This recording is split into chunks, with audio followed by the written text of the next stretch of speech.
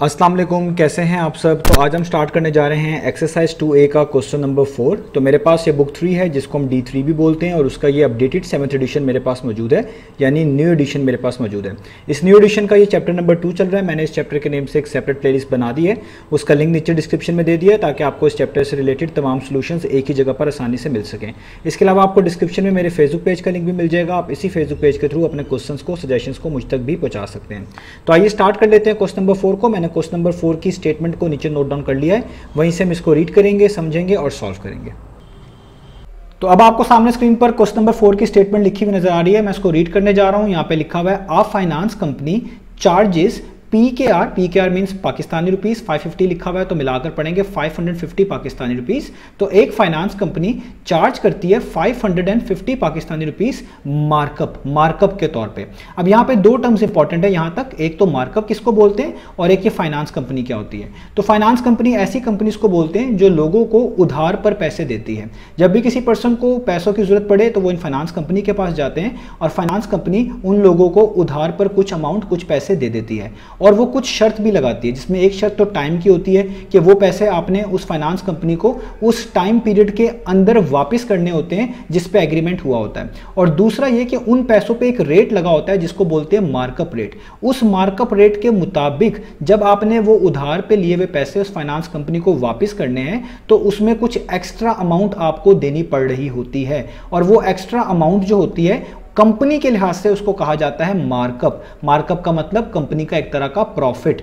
तो वो जो आपने एक्स्ट्रा अमाउंट पे की होती है क्योंकि आपने उस फाइनेंस कंपनी से उधार लिया था और उनका पैसा इस्तेमाल किया है, तो उनका पैसा इस्तेमाल करने के बाद जब आप उनको वापस करेंगे तो मार्कअप रेट के मुताबिक जो इजाफी अमाउंट उस कंपनी की जो है आप कह लें तरफ जाएगी, उस कंपनी को मिलेगी, वो उस कंपनी का कहलाती है मार्कअप। और वो एडिशनल अमाउंट ही मार्कअप या प्रॉफिट के नाम से भी जानी जाती है, जिस तरह मैंने बता दिया। तो यहां पे भी यही जिक्र हो रहा है कि एक फाइनेंस कंपनी है जो कि चार्ज करती है 550 पाकिस्तानी रुपीस मार्कअप के तौर पर, फायदे के तौर पर। किस चीज के ऊपर?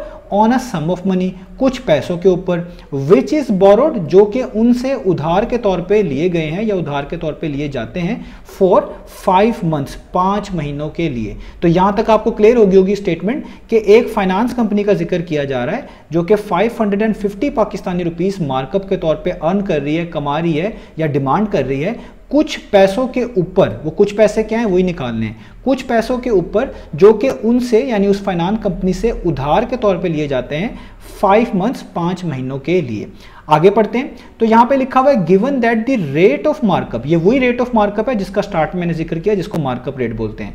तो वो कह रहे हैं ये चीज अगर मान ली जाए, बताई गई है कि जो रेट ऑफ मार्कअप है वो 12% पर एनम है। पर एनम का मतलब हर साल, यानी आपने जो इस फाइनेंस कंपनी से पैसे उधार के तौर पे लिए हुए हैं उस पर आपने 12% पर एनम यानी हर साल, यानी 12% हर साल मार्कअप देना है। तो जब आपने पैसे उधार पे लिए आपने ये उनसे रेट एग्री करना होता है, ये वो रेट आपको बताते हैं, वो फाइनेंस कंपनी बताती है कि भाई हर साल आपने हमें 12% उस अमाउंट का जो कि आपने हमसे कर्जे के तौर पे ली है मार्कअप के तौर पे हमें देना है। और जब आप पूरा कर्जा वापस करेंगे और हिसाब किताब लगाएंगे तो आपको पता चलेगा आपने जितने कर्जा लिया था असल में उससे ज्यादा कुछ अमाउंट पे की होती है और वो ज्यादा अमाउंट ही, वो एक्स्ट्रा अमाउंट ही मार्कअप कहला रही होती है, जिसकी वजह से वो फाइनेंस कंपनी प्रॉफिट में होती है। तो यहाँ पे ये वो उसी रेट का जिक्र किया जा रहा है जिसके लिहाज से मार्कअप कैलकुलेट किया जाता है। और जब भी आप कह लें कर्जा लेंगे या कर्जा देते हैं तो उसमें इस रेट का जिक्र आता है। तो उन्होंने हमें रेट ऑफ मार्कअप भी बता दिया, वो कितना है 12% पर एनम हर साल 12% आपको देने पड़ेंगे उस अमाउंट पर जो आपने कर्जे के तौर पे इस फाइनेंस कंपनी से लिए होंगे। तो आगे पढ़ते हैं तो यहां पे लिखा हुआ है find the sum of money. तो बताएं वो सम ऑफ मनी कितने हैं। ये सम ऑफ मनी वही मनी है जिसके बारे में स्टेटमेंट के स्टार्ट में जिक्र किया गया था कि फाइनेंस कंपनी जो है 550 पाकिस्तानी रुपीस का मार्कअप चार्ज कर रही है कुछ पैसों के ऊपर जो कि 5 महीनों के लिए उनसे उधार पे ले जाते हैं। ये जो कुछ पैसे थे ना ऊपर सम ऑफ मनी, वो यही पूछना चाह रहे हैं कि वो कितने सम ऑफ मनी हैं जो कि 12% पर एनम के रेट के लिहाज से अगर 5 महीनों के लिए बोरो बोरो किए जाएं तो 550 पाकिस्तानी रुपीस का मार्कअप कमाकर कंपनी को देते हैं। तो बेसिकली हमने वो पैसे निकालकर बताने हैं जो उधार के तौर पे लिए गए हैं इस गिवन डाटा के मुताबिक, ताकि पता चल सके वो कितने पैसे बनते हैं जिन पे 550 पाकिस्तानी रुपीस मार्कअप जो है कंपनी चार्ज कर रही है। तो ये हमने फाइंड आउट करके दिखाना है। अब यहाँ पे सबसे इंपॉर्टेंट बात यह है कि अगर आप रेट ऑफ मार्कअप देखें वो पर एनम है, वो साल के लिहाज से दिया हुआ है, जबकि जो टाइम पीरियड है वो मंथ्स के लिहाज से गिवन है। आप देख सकते हैं यहाँ पे 5 मंथ्स गिवन है। तो जब भी आपके पास यहाँ पर रेट और टाइम पीरियड में दो डिफरेंट यूनिट्स आ रहे हो तो आपने इन दोनों यूनिट्स को ईयरली बेसिस में कन्वर्ट करना होता है, साल के यूनिट में, ईयर्स के यूनिट में आपने इनको रिप्रेजेंट करना होता है। तो रेट तो पहले से 12% पर एनम है, साल के लिहाज से रिप्रेजेंट किया गया है, लेकिन जो टाइम पीरियड पीछे गिवन है वो 5 मंथ्स है। तो आपने इन मंथ्स को भी बेसिकली ईयर्स में कन्वर्ट करना होगा, तभी जाकर आप फॉर्मूला इजीली अप्लाई कर पाएंगे। तो रेट और टाइम पीरियड, इसको हम टाइम पीरियड बोलते हैं 5 मंथ्स को, ये दोनों ईयर्स में होने चाहिए, तभी आप इजीली क्वेश्चन को सॉल्व कर पाएंगे। तो अब हम क्वेश्चन का सॉल्यूशन स्टार्ट कर लेते हैं। आपको स्टेटमेंट तो समझ आ गई होगी। तो सॉल्यूशन स्टार्ट किस तरह करेंगे, आप देखेंगे स्टेटमेंट में जो जो चीज़ें मेंशन्ड है आप उनको गिवन डाटा के तौर पे यहाँ पे लिख लें। तो सबसे स्टार्ट पे मेंशन था कि फाइनेंस कंपनी जो है 550 पाकिस्तानी रुपीस का मार्कअप चार्ज करती है। तो आप मार्कअप की वैल्यू गिवन डाटा के तौर पर लिख लें। तो हम यहाँ पे लिखेंगे मार्कअप। मार्कअप को याद रखिएगा, हम कैपिटल एम से रिप्रेजेंट करते हैं और ये कितनी वैल्यू है, वो है पाकिस्तानी रुपीस के अंदर 550, यानी 550 पाकिस्तानी रुपीस का मार्कअप फाइनेंस कंपनी चार्ज करती है। On a sum of money, ये वही सम ऑफ मनी है जो कि हमने फाइंड आउट करके दिखाना है। अब आपने याद रखना है इस केस में जो हमारे पास क्वेश्चन में गिवन है ये बोरो वाला केस है, यानी कोई चीज उधार के तौर पे ली जा रही है। तो जब भी कोई अमाउंट उधार के तौर पे ली जाती है उसी अमाउंट को प्रिंसिपल अमाउंट कहा जाता है। तो ये जो सम ऑफ मनी है जो कि उधार के तौर पे ली गई है, जिसके ऊपर कंपनी 550 पाकिस्तानी रुपीस का मार्कअप मांग रही है, चार्ज कर रही है, इसी को प्रिंसिपल अमाउंट कहा जाता है। तो वो अमाउंट जो उधार के तौर पे ली जाए वो भी प्रिंसिपल अमाउंट कहलाती है, या वो अमाउंट जो कहीं पे इन्वेस्ट की जाए और उस पर आपको कोई इंटरेस्ट वगैरह मिल रहा हो उसको भी अक्सर औकात हम प्रिंसिपल अमाउंट ऑफ मनी कहते हैं या प्रिंसिपल अमाउंट कहते हैं। तो हमारे केस में, ये बोरो वाले केस में, जो भी चीज उधार के तौर पे दी जाएगी, जो अमाउंट दी जाएगी उसी को प्रिंसिपल अमाउंट कहेंगे, और जो चीज उधार पे दी जा रही होती है उसी पे मार्कअप मिल रहा होता है। तो कंपनी भी मार्कअप किसके ऊपर मांग रही है, इस सम ऑफ मनी के ऊपर, यानी उसी पैसों के ऊपर जो उधार के तौर पे दी जा रही होगी। तो ये जो उधार के तौर पे दी जाएगी पैसे, सम ऑफ मनी जिसको कहा जा रहा है, ये प्रिंसिपल अमाउंट ही होगी। तो इसलिए हम यहां पे लिखेंगे प्रिंसिपल अमाउंट, प्रिंसिपल, इसको हम प्रिंसिपल अमाउंट बोलेंगे, प्रिंसिपल अमाउंट, और इसके आगे मैं मेंशन करूंगा, इसका मतलब है सम ऑफ मनी, यानी ये वही पैसे हैं जो कि बेसिकली हमने फाइंड आउट करके दिखाने हैं। और प्रिंसिपल अमाउंट को हमने हमेशा कैपिटल पी से रिप्रेजेंट करना होता है, पी स्टैंड फॉर प्रिंसिपल, इसलिए इसके आगे मैं क्वेश्चन मार्क डाल दूंगा कि ये हमने फाइंड आउट करके दिखाने हैं। तो ये चीज़ याद रखनी है, जो पैसे उधार के तौर पर दिए जाते हैं वो बेसिकली प्रिंसिपल अमाउंट ही होती है। तो ये प्रिंसिपल अमाउंट आपने फाइंड आउट करनी है। आगे आप देखिए टाइम मेंशन्ड है 5 मंथ्स का, तो इसको हम टाइम पीरियड ही बोलते हैं, इसको जस्ट टाइम मेंशन कर देंगे। तो टाइम को कैपिटल टी से रिप्रेजेंट करते हैं और वो 5 मंथ्स का गिवन है, तो यहाँ पे आप लिखेंगे 5 मंथ्स। और मैं आपको बता चुका हूं कि जब भी इस तरह के क्वेश्चंस आए, चाहे मार्कअप के क्वेश्चन हो चाहे सिंपल इंटरेस्ट के क्वेश्चन हो, तो जिस यूनिट में रेट होता है उसी यूनिट में आपका टाइम पीरियड भी होना चाहिए। तो यहाँ पे रेट जो है वो 12% पर एनम के लिहाज से दिया गया है, यानी सालाना, ईयरली बेसिस पे। तो टाइम को भी आपने ईयर्स में कन्वर्ट कर लेना है। वैसे भी जो हम फॉर्मूला आगे यूज करने जा रहे हैं उसमें रेट और टाइम दोनों इन टर्म्स ऑफ ईयर्स होने चाहिए। तो मार्कअप रेट जो भी आगे आएगा मैं लिखूंगा भी, वो तो पर एनम ही है, यानी सालाना ही है, ईयरली बेसिस पर ही है, लेकिन टाइम मंथ्स में गिवन है। तो आपने इस मंथ्स वाले टाइम को भी ईयर्स में कन्वर्ट कर लेना है। और आपको ये चीज आती है, जब भी किसी डाटा को जो कि मंथ्स में गिवन हो आपने ईयर में कन्वर्ट करना हो, हमेशा 12 से डिवाइड करते हैं, यानी उस नंबर को, उस डाटा को आप 12 से डिवाइड कर दें तो वो मंथ से किस में कन्वर्ट हो जाता है, ईयर्स में। क्योंकि एक साल में 12 महीने होते हैं, तो किसी भी महीनों को साल के लिहाज से रिप्रेजेंट करने के लिए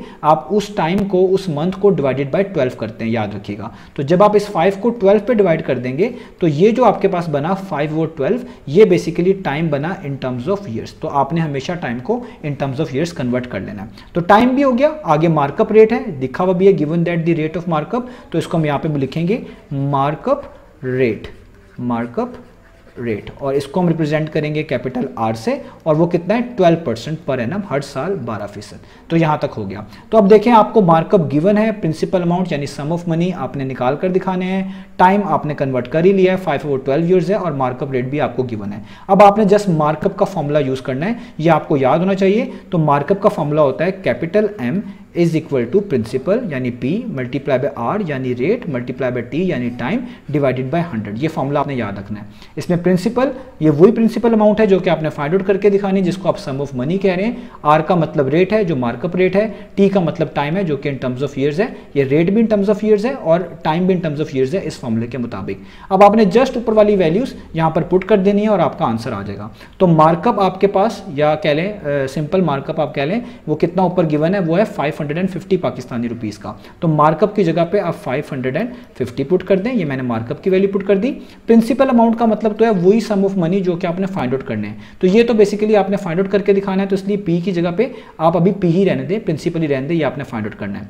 क्योंकि ये तीनों चीजें मल्टीप्लाई हो रही हैं तो मल्टीप्लाई का साइन डालें। आगे रेट है, रेट आपको 12% गिवन है। याद रखिएगा जब भी आप इस फॉर्मूले में रेट की वैल्यू पुट कर रहे होंगे तो आपने परसेंटेज का साइन नहीं डालना। परसेंटेज का साइन पहले ही इस फॉर्मूले में मैनेज किया गया है, तो जब भी आप रेट की वैल्यू पुट करेंगे आपने परसेंटेज का साइन नहीं डालना। तो यहाँ पे जब आप रेट की वैल्यू पुट करेंगे जस्ट 12 लिखेंगे, 12% नहीं लिखेंगे। तो जस्ट रेट की जगह पे क्या लिखेंगे 12।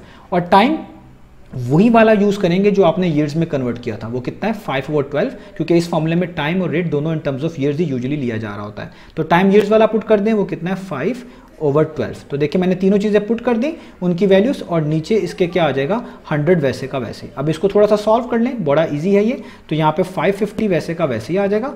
ये 12 इस 12 से क्या हो जाएगा कैंसिल आउट, क्योंकि दोनों चीजें मल्टीप्लाई होती है, इसमें ऊपर नीचे कैंसिलेशन हो सकती है और क्रॉस भी हो सकती है। तो 12 से कैंसिल आउट हो गया, यानी यहाँ पे जस्ट बचा P मल्टीप्लाई का साइन, और यहाँ पे 5 के नीचे तो 12 कैंसिल आउट हो चुका है, तो कुछ नहीं बचा, 1 है, उसको लिखने की जरूरत नहीं होती, तो जस्ट 5 ही आप लिखेंगे। तो P मल्टीप्लाई बाय 5 ऊपर बच गया और नीचे क्या आ गया इसके 100। अब ये 100 ऊपर P मल्टीप्लाई बाय 5 को इन दोनों को मिलाकर एक तरह का डिवाइड कर रहा है। तो जब आप इसको इक्वेशन के दूसरी तरफ भेजेंगे तो जो चीज यहां पर डिवाइड कर रही हो इक्वेशन के, वो दूसरी तरफ जाके मल्टीप्लाई करती है। तो ये 100 जो यहां पर डिवाइड कर रहा है P और 5 को, यानी P मल्टीप्लाई बाय 5 को, तो आप कह लें ये दूसरी इक्वेशन के जब दूसरी तरफ जाएगा ये 550 से क्या हो जाएगा मल्टीप्लाई। तो आप लिख सकते हैं 550 मल्टीप्लाई बाय 100। तो ये नीचे 100 डिनोमिनेटर से हटाकर इधर ले आए इक्वेशन के लेफ्ट हैंड साइड पे, और यहाँ पे P बचा और मल्टीप्लाई बाय 5 बचा।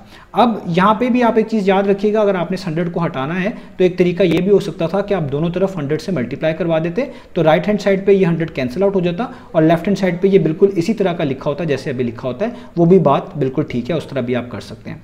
अब आप 550 को 100 से मल्टीप्लाई करेंगे तो 55 वैसे का वैसे ही, जीरो ज्यादा हो जाएंगे, एक जीरो ये वाले और बाकी दो जीरो ये वाले आ जाएंगे। यानी जब आप 550 को 100 से मल्टीप्लाई करेंगे तो ये 55,000 बन जाएगी, और यहाँ पे जस्ट P बच गया और यहाँ पे 5 बच गया।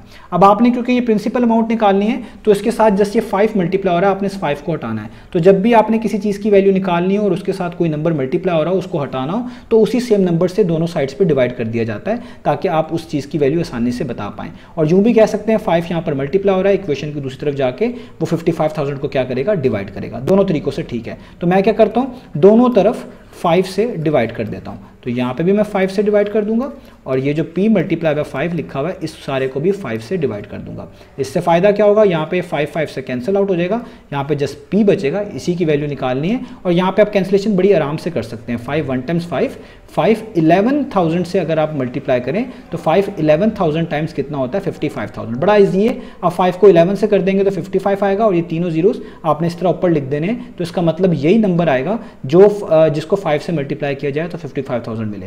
तो 5 1 टाइम्स 5 और 5 11,000 टाइम्स कितना होता है 55,000। तो नीचे 1 बच गया, इसको लिखने की जरूरत नहीं है। तो आपके पास प्रिंसिपल का आंसर आ गया, ये अमाउंट है वो है 11,000 पाकिस्तानी रुपीस। अब ये P का मतलब क्या था ये आपने ऊपर देखना है। P का मतलब था प्रिंसिपल, जो कि रिप्रेजेंट करी थी हमारे पास सम ऑफ मनी को। तो यहाँ पे आप याद रखिएगा कि प्रिंसिपल अमाउंट, ये मैं लिख देता हूँ यहाँ पे, principal amount in our question, जो हमारा क्वेश्चन हमें दिया है इसमें क्या रिप्रेजेंट कर रहा था, represents sum of money, represents sum of money, represents sum of money that is, जो कि आ चुकी है कितनी 11,000। तो इसका मतलब इससे हमें ये चीज क्लियर हो गई कि ये कंपनी 11,000 पाकिस्तानी रुपीस अगर लोन के तौर पे, उधार के तौर पे किसी को देती है तो इन 11,000 के ऊपर वो 550 पाकिस्तानी रुपीस का मार्कअप चार्ज करती है। तो वो जो पैसे जो उन्होंने निकालने को कहे थे वो 11,000 बनते, यानी ये कंपनी 11,000 पाकिस्तानी रुपीस को जो है उधार के तौर पे देने के बाद उस पर 550 पाकिस्तानी रुपीस मार्कअप के तौर पे, फायदे के तौर पे अर्न कर रही है, चार्ज कर रही है। तो यही हमने फाइंड आउट करके दिखाना था। तो इस पार्ट का आंसर आ गया 11,000।